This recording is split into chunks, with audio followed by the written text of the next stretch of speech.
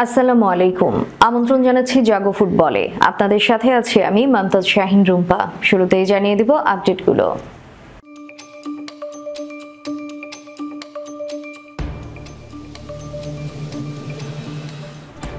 অবিশ্বাস্য 25,000 বর্গফুটের দৈত্যকার পর্দায় দেখানো হবে মেসিদের প্লে অফের ম্যাচ। 47তম ট্রফি জিততে রেকর্ড বিসর্জন দিতেও রাজি লিওনেল মেসি।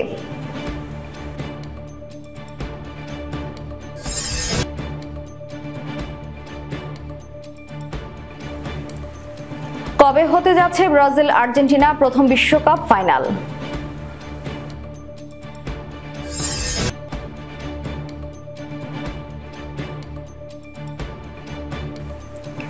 সিটিতে নিজের ভবিষ্যৎ নিয়ে চুপ গার্দিওলা।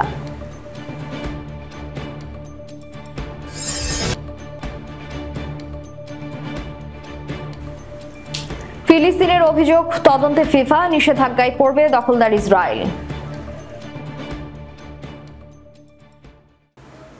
শুনছিলেন শিরোনাম, এবারে বিস্তারিত। অবিশ্বাস্য 25,000 বর্গফুটের দৈত্যকার পর্দায় দেখানো হবে মেসিদের প্লে অফের ম্যাচ। 47তম ট্রফি জিততে রেকর্ড বিসর্জন দিতেও রাজি লিওনেল মেসি।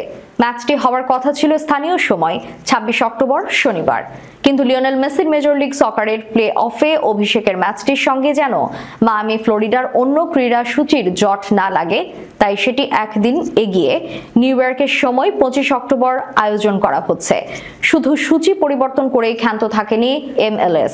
এই লিগের প্লে অফে মেসির অভিষেক যেন সাধারণ মানুষ যত বেশি সম্ভব দেখতে পারেন সেই ব্যবস্থাও করেছে তারা। নিউ ইয়র্কের টাইমস স্কোয়ারে 50,000 বর্গফুটের বিশাল পর্দায় দেখানো হবে মেসির ইন্টার মায়ামির সেই প্লে অফ ম্যাচ। গত বুধবার কলম্বাসকে 3-2 গোলে হারিয়ে নিয়মিত মৌসুমের সেরা দল হিসেবে MLS এর সাপোর্টার্স শিল্ড জিতেছে মায়ামি। MLS এর দুই কনফারেন্স মিলিয়ে 1 নম্বর দল হওয়ায় একটি বিশেষ সুবিধাও পাচ্ছে তারা। প্লে অফের সব ম্যাচই মায়ামি খেলবে নিজেদের মাঠে। এমনকি 7 ডিসেম্বর MLS কাপের ফাইনালে জায়গা করে নিতে পারলে সেটিও তারা খেলবে ফোর্ট লডারডেলে। ঘরের মাঠের সুবিধা নিয়ে মেসি বলেছেন, আমরা যেহেতু সব ম্যাচই ঘরের মাঠে খেলবো, ভালো সুবিধাই পাবো। আমি মনে করি ঘরের মাঠে আমরা খুব শক্তিশালী। আমি বিশ্বাস করি যে ঘরের মাঠ আমাদের দারুণ সুবিধা দেবে। এখন শুধু নিজেদের প্রমাণ করতে হবে। পেশাদার ফুটবলে সর্বোচ্চ ট্রফি জয়ের দিক থেকে সবার শীর্ষে আছেন আর্জেন্টাইন মহাতারকা লিওনেল মেসি। এবার তার সেই ট্রফির সংখ্যাকে বাড়িয়ে 47-এ পরিণত করার সুযোগও হাতছানি দিচ্ছে। তবে সেই পথ এখনো বেশ দূরে। মেজর লিগ সকারে এখন পর্যন্ত মেসি সুয়ারেজদের ইন্টার মায়ামি অবস্থান করছে সবার শীর্ষে, যেখানে পয়েন্টের দিক থেকেও একটি রেকর্ড গড়ার সুযোগ রয়েছে ক্লাবটির সামনে। পোস্ট সিজন ধাপে যাওয়ার আগে মায়ামির সামনে দুটি ম্যাচ রয়েছে টরন্টো এবং নিউ ইংল্যান্ডের বিপক্ষে। দুটি ম্যাচ ব্যাক টু ব্যাক জিততে পারলে জেরাদের মার্টিনোর দলটির নামের পাশে থাকবে রেকর্ড 74 পয়েন্ট। তবে লিওনেল মেসি MLS এর ট্রফি জিততে সেই রেকর্ড ছেড়ে দিতেও রাজি বলে মন্তব্য করেছেন। টিভিতে দেওয়া এক মন্তব্যে মেসি বলেন, পয়েন্ট রেকর্ড আমার কাছে সেকেন্ডারি, গুরুত্বপূর্ণ হচ্ছে প্লে অফে ভালো করা। প্রথমে আমাদের 3টি ম্যাচ পেরোতে হবে, কিন্তু এরপর এলিমিনেশন কিংবা যে কোনো কিছুই হতে পারে। আমাদের এই মুহূর্তে বড় সুবিধা হচ্ছে আসন্ন ম্যাচ আমরা ঘরের মাঠে খেলতে পারবো, যেখানে আমরা অনেক শক্তিশালী। তবে এখনো আমরা যে জিততে পারি সেটা আবারও প্রমাণ করতে হবে। MLS এর প্লে অফে মেসির অভিষেক ম্যাচ শুধু যে নিউ ইয়র্ক টাইমস স্কোয়ারে দৈত্যাকার পর্দায় দেখানো হবে তা নয়, অ্যাপল টিভিও ম্যাচটি সবার জন্য উন্মুক্ত করে দিয়েছে। যারা MLS এর সিজন পাস নেননি তারাও এই ম্যাচ দেখতে পারবেন অ্যাপল টিভিতে। কবে হতে যাচ্ছে ব্রাজিল আর্জেন্টিনা প্রথম বিশ্বকাপ ফাইনাল? শিরোনাম শুনে খটকা লাগছে? 2026 ফুটবল বিশ্বকাপের এখনো ঢের বাকি। তাছাড়া বিশ্বকাপের ফাইনালে কখনো মুখোমুখি হয়নি ল্যাটিন দুই চিরপ্রতিদ্বন্দ্বী ব্রাজিল ও আর্জেন্টিনা। ভাবছেন তাহলে বিশ্বকাপে ফাইনালের কিভাবে দুই চিরপ্রতিদ্বন্দ্বী? শুনতে অবিশ্বাস্য মনে হলেও এমনটাই হতে যাচ্ছে। বিশ্বকাপের ফাইনালে দ্বৈরথে মুখোমুখি হবে ব্রাজিল আর্জেন্টিনা। এই টুর্নামেন্টেও আয়োজক বিশ্ব ফুটবলের অভিভাবক সংস্থা ফিফা। দেখতে ফুটবলের মতোই আরেকটা খেলা ফুটসাল, তবে মাঠের দৈর্ঘ্য, বলের আকৃতিতে কিছুটা পার্থক্য আছে। তবে দিন দিন জনপ্রিয় হচ্ছে এই খেলাও। ফুটবল কিংবা ফুটসাল, ক্রীড়াঙ্গনে যে খেলাতেই মাঠে নামুক, ব্রাজিল আর্জেন্টিনার ম্যাচ মানে বাড়তি উত্তেজনা। আবারও তেমন জমজমাট লড়াই দেখার অপেক্ষায় ভক্ত সমর্থকরা। উজবেকিস্তানে বসেছে ফিফা ফুটসাল বিশ্বকাপের 10ম আসর। ইতোমধ্যে নির্ধারিত হয়েছে টুর্নামেন্টের 2 ফাইনালিস্ট। শিরোপার লড়াইয়ে মেগা ফাইনালে ব্রাজিলের মুখোমুখি হচ্ছে আর্জেন্টিনা। 6 অক্টোবর ফিফা ফুটসালের 10ম আসরের ফাইনাল অনুষ্ঠিত হবে। উজবেকিস্তানের রাজধানী তাসখন্ডের হুমো অ্যারেনায় ম্যাচটি শুরু হবে বাংলাদেশ সময় রাত 8টায়। ফিফা ফুটসাল বিশ্বকাপে এখন পর্যন্ত একবার চ্যাম্পিয়নের স্বাদ পেয়েছে আর্জেন্টিনা, সেটি 2016 সালে। 2021 সালে সর্বশেষ আসরে তারা হয়েছিল রানার্স আপ। এবারও তারা ফাইনাল নিশ্চিত করলো। অপরদিকে 10 আসরের মধ্যে এটি ব্রাজিলের 7ম ফাইনাল। আগের 6 ফাইনালের 5টিতেই চ্যাম্পিয়ন হয় ব্রাজিল। এবার জিততে পারলে হেক্সা মিশন পূর্ণ করবে সেলেসাওরা। এদিকে চলতি মৌসুমের পরেই ম্যানচেস্টার সিটির সঙ্গে চুক্তির মেয়াদ শেষ পেপ গার্দিওলার। গুঞ্জন রয়েছে ইংলিশ ক্লাবটি ছেড়ে নতুন ঠিকানা খুঁজে নিতে পারেন তিনি। তবে সংবাদ সম্মেলনে সিটিতে নিজের ভবিষ্যৎ নিয়ে প্রশ্ন এড়িয়ে গেলেন স্প্যানিশ এই কোচ। বার্সেলোনা ও বায়ার্ন মিউনিখ অধ্যায় শেষে 2016 সালে সিটিতে যোগ দেন গার্দিওলা। তার কোচিংয়ে গত 7 মৌসুমে 6 বার প্রিমিয়ার লিগের শিরোপা ঘরে তোলে দলটি। সর্বশেষ 4 মৌসুমে তো তারা চ্যাম্পিয়ন হয় টানা। চুক্তি অনুযায়ী 2024-25 মৌসুমে সিটিতে গার্দিওলা শেষ। তার সঙ্গে নতুন চুক্তি করার কথা এখনো শোনা যায়নি। শুক্রবার সংবাদ সম্মেলনে ক্লাবটি ছাড়া নিয়ে এক প্রশ্নের জবাবে 53 বছর বয়সী কোচ বলেন, আমি ক্লাব ছাড়া নিয়ে কথা বলতে চাই না। যখন এটা ঘটার ঘটবে।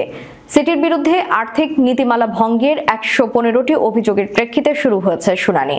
গণমাধ্যমের খবর, অভিযোগের সত্যতা প্রমাণিত হলে লিগ থেকে অবনমন হতে পারে সিটির, সঙ্গে আরও শাস্তি পেতে হতে পারে। কঠিন এই সময়ে ক্লাবের পাশে থাকার কথা বরাবরই বলে আসছেন গার্দিওলা। আরও একবার বললেন একই কথা, আমি এই ক্লাবের অংশ আর সেটা গভীরভাবে অনুভব করি। ক্লাবকে রক্ষার সবচেয়ে ভালো উপায় হচ্ছে ম্যাচ জেতা এবং যতটা সম্ভব নিজের কাজে সেরাটা দেওয়া। আমি এই ক্লাবকে ভালোবাসি এবং এটা সবসময় এমনই থাকবে। গার্দিওলাকে মনে প্রাণে ধরে রাখতে চায় সিটির সমর্থকরা। তাকে থেকে যাওয়ার অনুরোধ করে লেখা ব্যানার ইতিহাদ স্টেডিয়ামে দেখা যায় কারো কারো হাতে। সেটা নিয়ে মজাও করলেন এই কোচ। বললেন, বিলের কাগজটি আমার কাছে তাদের দিতে হবে, ব্যানারের জন্য টাকা আমি দেব। এছাড়া আমি কি বলতে পারি? তাদেরকে অনেক ধন্যবাদ। এখানে আসার প্রথম দিন থেকেই প্রেমে পড়ে গিয়েছিলাম। দেখা যাক কি হয়। যখন এটি ঘটার তখন ঘটবে। ফিফার নিষেধাজ্ঞায় পড়ার শঙ্কায় ইসরায়েল ফুটবল অ্যাসোসিয়েশন। আরব ফুটবলারদের সঙ্গে বৈষম্য ও জোরপূর্বক ফিলিস্তিনের ভূখণ্ড দখল করে অবৈধভাবে ক্লাব স্থাপন করে নিজেদের লিগে অন্তর্ভুক্তি করার অভিযোগে এবার তদন্তে নেমেছে বিশ্ব ফুটবলের সর্বোচ্চ নিয়ন্ত্রক সংস্থা। এক বিবৃতিতে এমনটাই জানিয়েছে ফিফা। অভিযোগ প্রমাণিত হলে নিষিদ্ধ হতে পারে আইএফএ। ইসরায়েল দখলদারিত্ব চলমান রেখেছে ফিলিস্তিনের ফুটবল অঙ্গনেও। জানিয়ে ফিফার কাছে ফিলিস্তিন ফুটবল অ্যাসোসিয়েশন অভিযোগ করেছে একাধিকবার। অবশেষে কিছুটা স্বস্তির খবর মিলেছে ফুটবলের সর্বোচ্চ নিয়ন্ত্রক সংস্থার কাছ থেকে। মে মাসে ব্যাংকে ফিফার কংগ্রেসে ফিলিস্তিনি অভিযোগ করে ইসরায়েল অনবরত হামলা চালিয়ে তাদের স্টেডিয়ামগুলো ধ্বংস করে দিয়েছে। এছাড়া ইসরায়েল ফুটবল অ্যাসোসিয়েশন আরব ফুটবলারদের সঙ্গে বর্ণবিদ্বেষ ও বৈষম্য করছে। শুধু তাই নয়, ইসরায়েল তাদের ভূখণ্ডে অবৈধভাবে ক্লাব স্থাপন করে নিজেদের লিগে অংশগ্রহণ করাচ্ছে, যা পুরোপুরি ফিফার আইন লঙ্ঘন করেছে। তাই তাদের ফুটবল ও ফিফার সব ধরনের ইভেন্ট থেকে নিষিদ্ধ করার দাবি জানায় ফিলিস্তিন। সবাই ফিলিস্তিনের পক্ষেও সমর্থন দিয়েছে অনেক দেশ। 4 মাস পর অবশেষে ফিফা আমলে নিয়েছে বিষয়টি। এছাড়া ফিলিস্তিনের ভূখণ্ডে স্থাপন করা ক্লাবগুলো ইসরায়েলি লিগে অংশগ্রহণ করতে পারবে কিনা সেটাও তদন্ত করবে ফিফা। ফিফার সিদ্ধান্তে সন্তুষ্টি প্রকাশ করেছে ফিলিস্তিন ফুটবল অ্যাসোসিয়েশন প্রেসিডেন্ট জিব্রিল রাজব। নিজেদের অবস্থানে অনড় থাকার কথাও জানান তিনি। দর্শক, শেষ করার পূর্বে সংবাদ শিরোনামগুলো জানিয়ে দিব আরও একবার।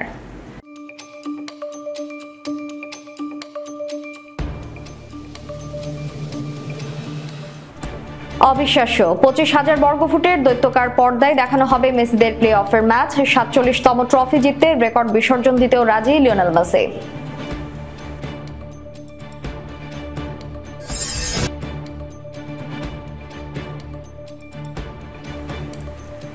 কবে হতে যাচ্ছে ব্রাজিল আর্জেন্টিনা প্রথম বিশ্বকাপ ফাইনাল?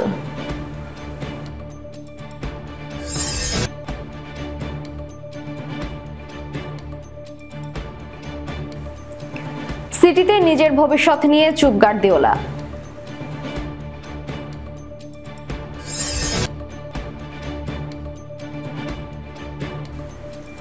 ফিলিস্তিনের অভিযোগ তদন্তে ফিফা, নিষেধাজ্ঞায় পড়বে দখলদার ইসরায়েল।